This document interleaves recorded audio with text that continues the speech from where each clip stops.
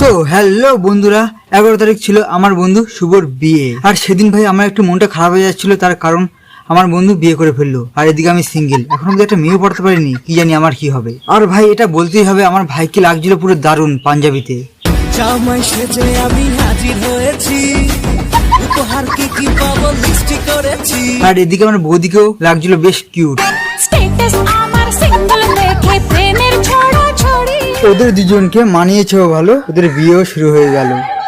আমার গরুর গাড়িতে বউ সাজিয়ে তুত্তুর তুত্তুর তুত্তুর তুষানায় বাজিয়ে, আরে যাবো তোমায় শ্বশুর বাড়ি নিয়ে।